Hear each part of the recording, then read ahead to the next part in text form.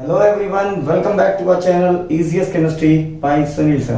प्यारे बच्चों, हर बार की तरह फिर से केमिस्ट्री का एक नया लेक्चर लेकर आपके सामने उपस्थित हूँ। इस बार मैं जो लेक्चर लेकर आया हूँ वो क्लास 12 का सभी बोर्ड्स के लिए, जेईई, नीट हो, कोई भी कम्पिटिटिव एग्जाम हो, सबके पॉइंट ऑफ व्यू से बहुत ही इंपॉर्टेंट चैप्टर है ये। और इस चैप्टर का पहला लेक्चर आज हम डिस्कस करेंगे। चैप्टर कौन सा है? चैप्टर नंबर 4 है केमिकल काइनेटिक्स। ठीक है, ये चैप्टर बहुत ही इंपॉर्टेंट है एग्जाम्स के पॉइंट ऑफ व्यू से, क्योंकि इस चैप्टर से 5 से 7 नंबर जरूर आता ही आता है। ठीक है, तो ये चैप्टर आपको बहुत अच्छे से समझना है। चलिए शुरू करते हैं केमिकल काइनेटिक्स। क्या होती है बेटा केमिकल काइनेटिक्स? काइनेटिक्स शब्द बना हुआ है काइनेसिस से, और काइनेसिस का मतलब होता है मूवमेंट। ठीक है, तो केमिस्ट्री में मूवमेंट का क्या मतलब है वही आपको देखना है। तो केमिकल काइनेटिक्स की अगर डिफिनेशन दी जाए तो क्या कहा जाता है? केमिकल काइनेटिक्स, इसकी डिफिनेशन के बारे में क्या कहा जाता है? The branch of chemistry which deals with the study of the reaction rates, the factor affecting rate of reaction and the mechanism by which the reaction proceed is called chemical kinetics. ये तो हो गई chemical kinetics की definition. अब इसमें हम लोग समझेंगे कि कौन कौन सी बातें हमको केमिकल काइनेटिक्स में जाननी है। एक तो जानना है केमिकल काइनेटिक्स में कि रिएक्शन रेट्स क्या होते हैं, किसी भी केमिकल रिएक्शन के जो रेट होते हैं वो क्या होते हैं।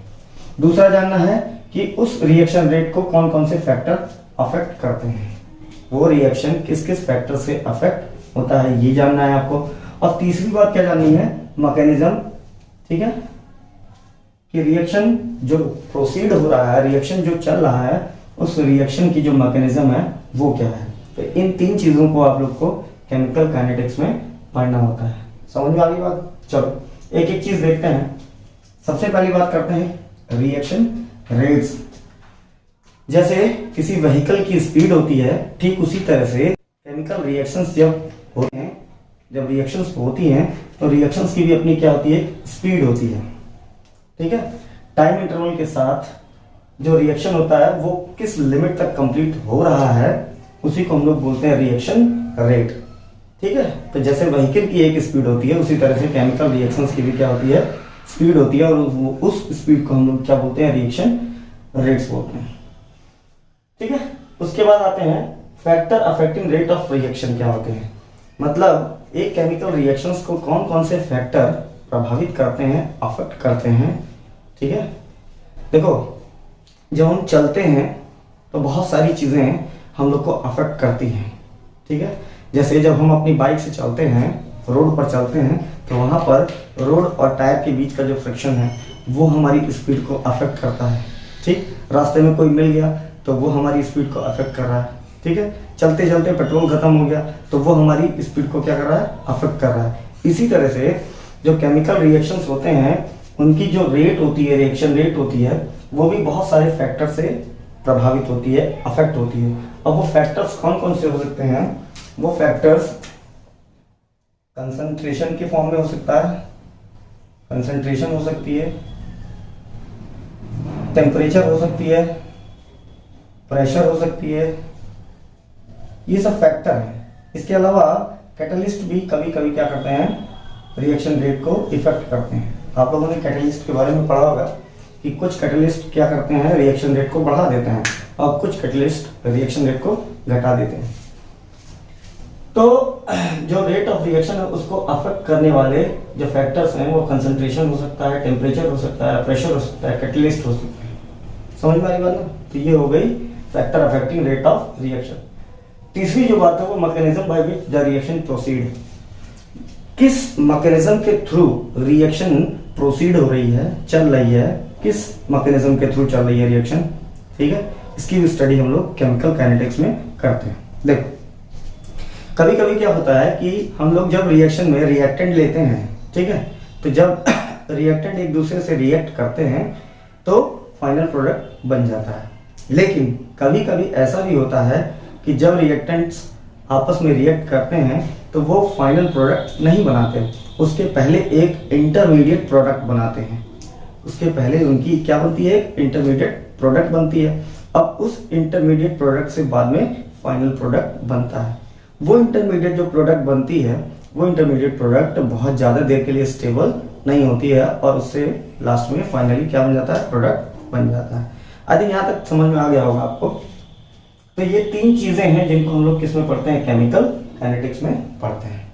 Is that clear? चलो आगे देखते हैं। जो टाइप्स ऑफ केमिकल रिएक्शंस होते हैं, टाइप्स ऑफ केमिकल रिएक्शंस। अब रिएक्शंस कई तरह के होते हैं, लेकिन बात आती है कि किस बेसिस पर टाइप्स ऑफ केमिकल रिएक्शन पूछा जा रहा है। तो यहां जो बेसिस है, basis of rate of reaction. यहां जो केमिकल रिएक्शंस का टाइप है वो किस पे डिपेंड कर रहा है, रेट ऑफ रिएक्शन पर। मतलब on the basis of rate of reaction जो केमिकल रिएक्शंस होते हैं बेटा, वो कितने तरह के होते हैं, 3 तरह के होते हैं। देख लो, पहला कौन सा है, वेरी फास्ट रिएक्शंस, दूसरा है वेरी स्लो रिएक्शंस, तीसरा है मॉडरेटली स्लो रिएक्शंस। इनकी डेफिनेशन मैंने यहाँ लिख दी है, बहुत बड़ी डेफिनेशन नहीं है, एक एक लाइन की डेफिनेशन है, आपको याद कर लेना है और एक एक एग्जांपल याद कर लेना है। हो सकता है आपसे 1 नंबर में पूछ ले एग्जाम में।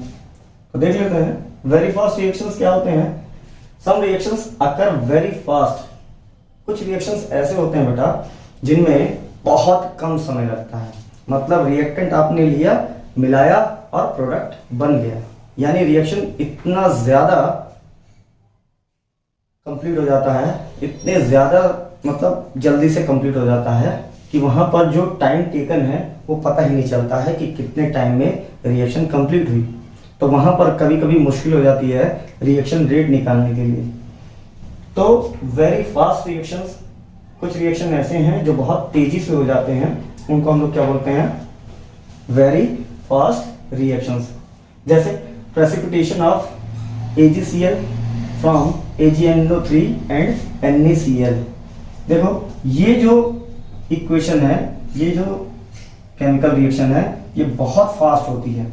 जैसे ही हम लोगों ने AgNO3 सिल्वर नाइट्रेट के साथ NaCl को मिलाया तो जो प्रोडक्ट है वो तुरंत AgCl सिल्वर क्लोराइड और सोडियम नाइट्रेट में कन्वर्ट हो जाता है और इसको कन्वर्ट होने में बहुत कम समय लगता है। मतलब रिएक्टेंट से प्रोडक्ट बनने में बहुत कम समय लगता है। इसी वजह से हम लोग कहते हैं कि ये रिएक्शन वेरी फास्ट है। समझ में आ गई बात ना? ये रिएक्शन देखो, और ये रिएक्शन जो है जनरली वेरी फास्ट रिएक्शंस जो होते हैं वो आयनिक रिएक्शंस होते हैं। मतलब जो रिएक्शंस में रिएक्टेंट होते हैं अगर वो आयनिक हैं तो वो बहुत जल्दी कंप्लीट हो जाते हैं। वहां पर जो टाइम टेकन होता है कंप्लीटेशन का, ठीक है, वो बहुत कम होता है, यानी बहुत तेजी से रिएक्शन हो जाता है। ठीक, तो आप कह सकते हो कि वेरी फास्ट रिएक्शंस के एग्जांपल जो है वो आयनिक रिएक्शंस भी हैं। आयनिक रिएक्शंस में बहुत कम समय लगता है, 10⁻12 टू 10⁻16 सेकंड तक, बस इतना। 10⁻12 टू 10⁻16 सेकंड तक आयनिक रिएक्शंस कंप्लीट हो जाते हैं। अब सोचो कितनी जल्दी रिएक्शन कंप्लीट हो रहा है। तो जरा बताओ, जब रिएक्शन बहुत ज्यादा फास्ट होगा तो वहां पर जो रेट ऑफ रिएक्शन है उसको डिटरमाइन करना बहुत मुश्किल हो जाता है। ठीक, दूसरा जो है वो वेरी स्लो रिएक्शन। कुछ रिएक्शन ऐसे होते हैं जिनको होने में बहुत समय लगता है, यानी ये कह सकते हैं कि कुछ रिएक्शन ऐसे हैं जिनको आपने शुरू तो कर दिया लेकिन उसको कंप्लीट होने में हो सकता है महीने लग जाए, हो सकता है साल लग जाए। समझ में आई बात ना? जैसे एग्जांपल देख सकते हैं, rusting of iron in the presence of air and moisture. जो आप लोहे पर जंग लगना देखते हो ना, उसी को रस्टिंग ऑफ आयरन कहते हैं। लोहे पर जो जंग लगती है तो तुरंत नहीं लग जाती है।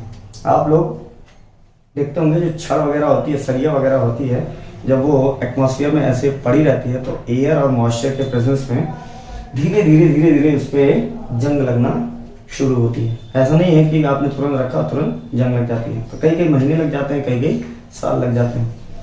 तो वहां पर हम लोग कह सकते हैं कि वहां जो रिएक्शन हो रही है, रस्टिंग ऑफ आयरन जो है, ये रिएक्शन बहुत स्लो है, इसमें कई कई महीने लग जाते हैं, कई कई साल लग जाते हैं। तो ऐसे रिएक्शंस को हम लोग क्या बोलते हैं, वेरी स्लो रिएक्शंस।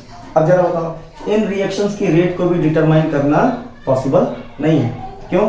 क्योंकि कई कई महीने लगेंगे, कई कई साल लगेंगे। तो अब उस दौरान रिएक्शन को कौन कौन से फैक्टर अफेक्ट कर रहे हैं ये भी हम लोग डिटरमाइन नहीं कर सकते। दैट इज वाई हम लोग जब भी रिएक्शन रेट निकालते हैं तो जनरली मॉडरेटली स्लो रिएक्शंस के लिए निकालते हैं, क्योंकि वेरी फास्ट रिएक्शन बहुत जल्दी हो जाता है, टाइम टेकन बहुत कम होता है, जिसकी वजह से हम लोग यहाँ पर रेट डिटरमाइन नहीं कर पाते हैं। इसको होने में बहुत टाइम लगता है, ऐसे रिएक्शंस को होने में बहुत टाइम लगता है, जिसकी वजह से यहाँ पर भी रेट डिटरमाइन करने में बहुत मुश्किल होती है। तो फिर करते किसके लिए हैं? Moderately slow reactions. Moderately slow reactions क्या होते हैं? ऐसे रिएक्शंस जो ना तो बहुत तेज हो और ना बहुत स्लो हो। ऐसे रिएक्शंस जिनकी जो स्पीड हो ना तो बहुत ज़्यादा हो और ना ही बहुत कम हो, यानी रेट ऑफ रिएक्शन ना तो ज़्यादा हो ना तो कम हो। तो ऐसे रिएक्शंस को हम लोग क्या बोलते हैं? Moderately slow reactions. समझ में आ रही बात ना? और मैक्सिमम इन्हीं रिएक्शंस के लिए हम लोग क्या करते हैं? रेट ऑफ रिएक्शन डिटरमाइन करते हैं मैक्सिमम टाइम। जैसे hydrolysis of starch. Hydrolysis of starch मतलब स्टार्च का टूटना, किसमें? पानी में। हाइड्रोलिसिस मतलब क्या होता है? Water dissociation. Water dissociation, starch का वाटर डिसोसिएशन। जब आप स्टार्च को पानी में घोलोगे, ठीक है, तो पानी में घोलने पर स्टार्च जो होगा वो टूट जाएगा। स्टार्च होता क्या है? स्टार्च एक कार्बोहाइड्रेट है। स्टार्च क्या है? कार्बोहाइड्रेट है। और कार्बोहाइड्रेट में भी पॉलीसेकेराइड्स है। कार्बोहाइड्रेट 3 तरह के होते हैं, मोनोसेकेराइड्स, ऑलिगोसेकेराइड्स और पॉलीसेकेराइड्स। जो स्टार्च होता है वो एक पॉलीसेकेराइड है, ठीक है। और स्टार्च के बारे में एक चीज याद रख लेना आप लोग, स्टार्च जो होता है स्टोर्ड फूड मटेरियल होता है। Stored food material in plants.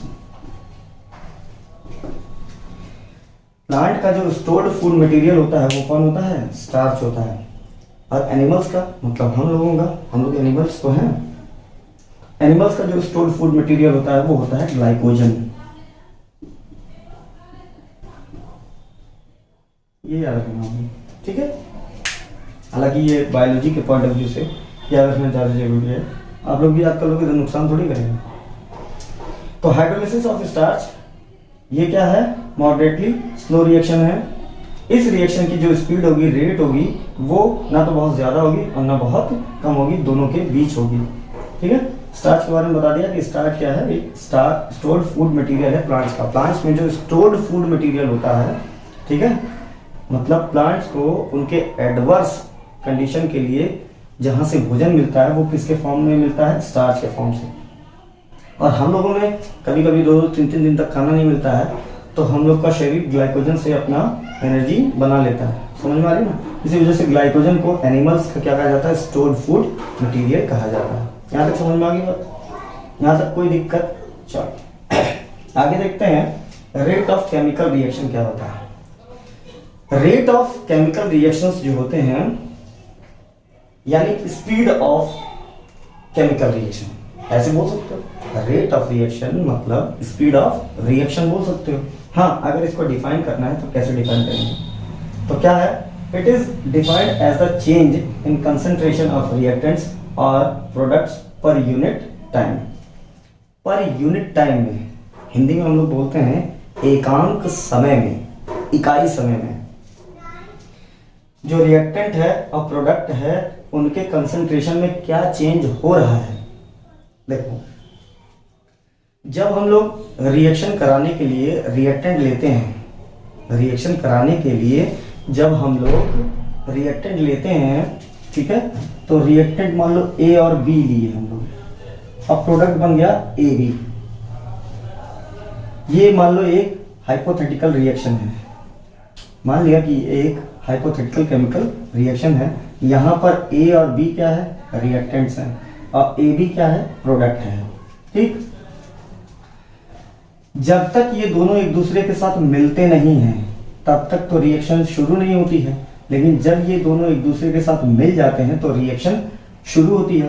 तो जब बताओ रिएक्शन शुरू होगी तो इन दोनों के कंसंट्रेशन में कमी आएगी, क्योंकि ये दोनों रिएक्ट करके क्या बनाएंगे? प्रोडक्ट, यानी इसका कंसंट्रेशन क्या होगा? रिएक्टेंट का घटेगा।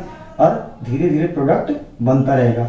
इसको ऐसे समझ लो कि अगर टाइम जीरो है, मान लो अगर टाइम जीरो है, अगर टाइम जीरो है तो जो इनके कंसंट्रेशन है वो एज इट इज रहेंगे, सेम रहेंगे, और इसका जो कंसंट्रेशन है वो क्या हो जाएगा, जीरो। कंसंट्रेशन इसका, मान लो इसका कंसंट्रेशन ए है, इसका कंसंट्रेशन बी है। शुरू में ए रिएक्टेंट का कंसंट्रेशन ए है, बी रिएक्टेंट का कंसंट्रेशन बी है। तो शुरू में अभी जब टाइम जीरो है तो इसका कंसंट्रेशन क्या होगा, जीरो, क्योंकि ये दोनों रिएक्ट ही नहीं किए हैं, ये दोनों रिएक्ट नहीं किए हैं तो प्रोडक्ट का कंसंट्रेशन कहां से होगा। लेकिन जब एक टाइम हो जाएगा टी टाइम पर, टी पर यानी टी टाइम पर ये दोनों रिएक्ट करेंगे तो कुछ इसका कंसंट्रेशन घटेगा, कुछ इसका कंसंट्रेशन घटेगा, और उन दोनों के कंसंट्रेशन से ए बी का कंसंट्रेशन बढ़ेगा। तो मान लो वो कंसंट्रेशन हो गया ए बी। तो धीरे धीरे टाइम के रेस्पेक्ट में आप कह सकते हो कि जो रिएक्टेंट है उसका कंसंट्रेशन घटेगा टाइम के रेस्पेक्ट में, और जो प्रोडक्ट है उसका कंसंट्रेशन बढ़ेगा। यहां तक समझ में आ रही बात कि नहीं। टाइम के रेस्पेक्ट में जो रिएक्टेंट्स होते हैं उनके कंसंट्रेशन में कमी आएगी। क्यों? क्योंकि ये रिएक्ट करके क्या बनाएंगे, प्रोडक्ट, और प्रोडक्ट का कंसंट्रेशन बढ़ेगा। समझ में आ रही बात ना। ठीक, तो इसी वजह से कहा जाता है कि जो रेट ऑफ केमिकल रिएक्शंस हैं उसको डिफाइन करने के लिए हम लोग क्या बोलते हैं कि change in concentration of reactants और प्रोडक्ट्स पर यूनिट टाइम। एकांक समय में, इकाई समय में, पर यूनिट टाइम में, ठीक है, जो रिएक्टेंट्स हैं और जो प्रोडक्ट्स हैं उनके कंसंट्रेशन में क्या चेंज हो रहा है, ठीक है, उसी को हम लोग कहते हैं रेट ऑफ केमिकल रिएक्शंस। अब रेट ऑफ केमिकल रिएक्शंस में दो ही चीज हो सकती है। एक, जब रिएक्टेंट्स एक दूसरे के साथ रिएक्ट करेंगे और प्रोडक्ट बनाएंगे तो रिएक्टेंट्स के कंसंट्रेशन में कमी आएगी और प्रोडक्ट के कंसंट्रेशन में बढ़ोतरी आएगी। मतलब रिएक्टेंट्स का कंसंट्रेशन घटेगा और प्रोडक्ट का कंसंट्रेशन बढ़ेगा। इसीलिए हम लोग कहा गया, हम लोग कहते हैं it can be expressed in terms of, rate of chemical reaction को किसके टर्म में एक्सप्रेस कर सकते हैं हम लोग, rate of decrease in concentration of any of the reactant, any of the reactant के डिक्रीज इन कंसंट्रेशन। देखो, रेट ऑफ केमिकल रिएक्शंस को डिक्रीज इन कंसंट्रेशन दिखा सकते हैं या इंक्रीज इन कंसंट्रेशन दिखा सकते हैं।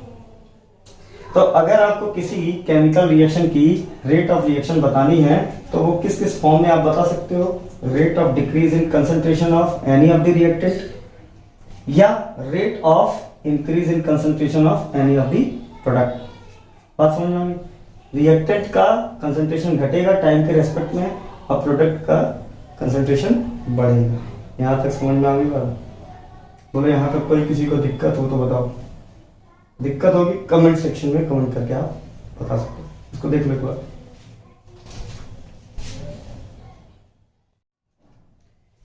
चलो आगे देख लेते हैं एक इसका एग्जांपल लेकर, ठीक है। इसका एक एग्जांपल लेकर इसके डेरिवेशन को देख लेते हैं, इसका एक्सप्रेशन कैसे हो सकता है, कैसे हम लोग एक्सप्रेशन बना सकते हैं, ठीक है, लिख सकते हैं। ये देख लो जरा आप।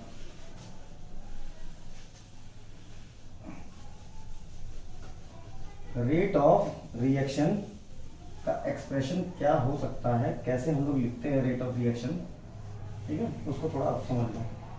मान लो कि एक कोई हाइपोथेटिकल रिएक्शन है। एक एग्जांपल ले लेते हैं हम लोग। एक एग्जांपल हम लोग ले लेते हैं कि एक कोई रिएक्शन है, एक कोई क्या है रिएक्शन, जिसमें R क्या है रिएक्टेंट और P क्या है प्रोडक्ट। मान लिया एक केमिकल रिएक्शन है जिसमें R क्या है रिएक्टेंट और P क्या है प्रोडक्ट, ठीक है। अब रिएक्टेंट और प्रोडक्ट इन दोनों की अगर मैं बात करूं तो रिएक्टेंट का रेट हमने अभी पढ़ा क्या होगा, टाइम के रेस्पेक्ट में घटेगा और प्रोडक्ट का कंसंट्रेशन जो है वो बढ़ेगा। इसका कंसंट्रेशन घटेगा और इसका कंसंट्रेशन बढ़ेगा। तो हम लोग एक अनुमान लगा लेते हैं, ठीक है। हम लोग मान लेते हैं कि at time t1, at time t1, at time t1 जो कंसंट्रेशन है रिएक्टेंट का एट टाइम T1 कंसंट्रेशन, हम पूरा नहीं लिखना है, समझ जाना, concentration of reactant is R1, ठीक है। और जो कंसंट्रेशन है ऑफ प्रोडक्ट इज P1। बेटा जनरली बड़े ब्रैकेट में हम लोग जब लिखते हैं रिएक्टेंट या प्रोडक्ट को तो वो उसकी कंसंट्रेशन को रिप्रेजेंट करता है। किसी भी चीज को आप इस बड़े ब्रैकेट में लिख दोगे तो वो उसकी क्या हो जाएगी, कंसंट्रेशन हो जाएगी। जैसे R रिएक्टेंट है, इसकी कंसंट्रेशन को रिप्रेजेंट करना है तो हमने बड़े ब्रैकेट में इसको बंद कर दिया, ये इसकी कंसंट्रेशन को रिप्रेजेंट कर रहा है। इसी तरह से P है, P को हमने बड़े ब्रैकेट में कर दिया तो ये किसकी कंसंट्रेशन को रिप्रेजेंट कर रहा है, प्रोडक्ट की, ठीक है। तो हमने मान लिया एक केमिकल रिएक्शन है जिसमें R क्या है, रिएक्टेंट, P क्या है, प्रोडक्ट, एट टाइम T1, एक समय जब टाइम T1 है उस समय हमने मान लिया कि जो रिएक्टेंट है उस रिएक्टेंट का जो कंसंट्रेशन है R वो कितना है, R1, और जो टाइम T1 है उस टाइम T1 पर जो प्रोडक्ट है उसका कंसंट्रेशन कितना है, P1। After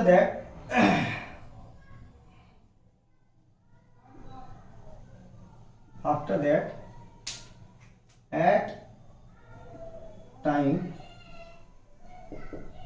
T2, at time T2 हम लोगों ने मान लिया कि जो कंसंट्रेशन है R का वो कितना है, वो हो गया R2, ठीक है। और जो कंसंट्रेशन है प्रोडक्ट का वो कितना है, P2, ठीक है। यहां तक तो समझ में आ गया होगा, बहुत सिंपल है। अब देखो रिएक्शन में रिएक्टेंट धीरे धीरे क्या होगा, डिसअपियर होगा, खत्म होने लगेगा ना, इसका कंसंट्रेशन घटेगा, यानी ये धीरे धीरे रिएक्शन में क्या होगा, डिसअपियर होगा। और इसका कंसंट्रेशन बढ़ेगा, यानी ये रिएक्शन में क्या होगा, अपीयर्ड होगा। यानी इसको हम लोग अगर इसके रेस्पेक्ट में रेट निकालें तो हम लोग क्या कह सकते हैं, rate of disappearance of R, और इसके रेस्पेक्ट में कहेंगे तो कहेंगे rate of appearance of R। समझ में आ रही बात ना, क्यों रिएक्शन में ये कंसंट्रेशन घटेगा और इसका कंसंट्रेशन बढ़ेगा, ये डिसअपियर होगा और ये अपीयर होगा, ठीक है। तो अगर हम लोग टाइम इंटरवल देखें, change in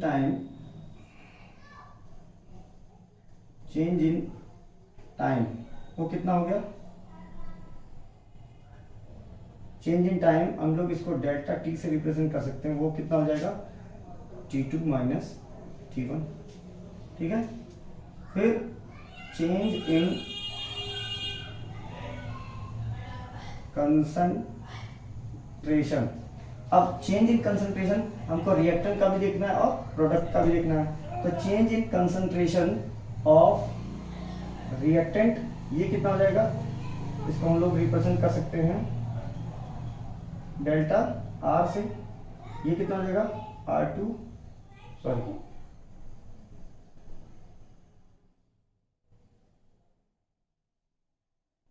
R2 minus R1। इसी तरह से change in concentration of product ये कितना हो जाएगा, इसको हम लोग रिप्रेजेंट करेंगे डेल्टा P से, ये कितना हो जाएगा, P2 minus P1।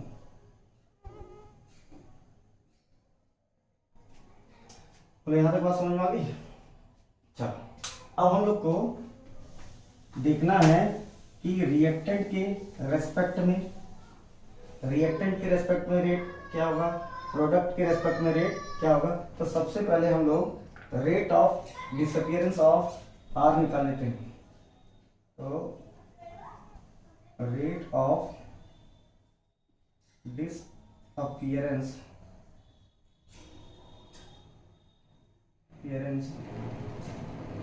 Of R माने reactant, rate of disappearance of reactant माने R, ये क्या हो जाएगा, ये इक्वल्स टू हो जाएगा delta R change in concentration of reactant, delta R upon delta T, ठीक है। या इसी को हम लोग और क्या लिख सकते हैं,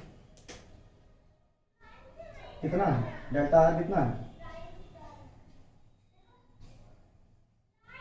R2 माइनस R1, और ये कितना है T2 माइनस T1, ठीक है।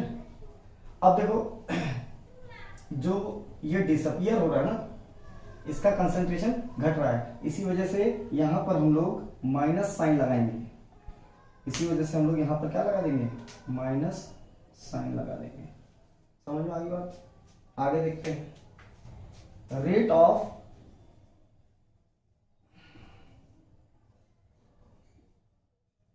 अपीयरेंस ऑफ पी, ये कितना हो जाएगा, ये अपीयर हो रहा है, इसका कंसंट्रेशन बढ़ रहा है, इस वजह से ये किस में होगा, प्लस में होगा। ये हो जाएगा delta P upon delta T, यानी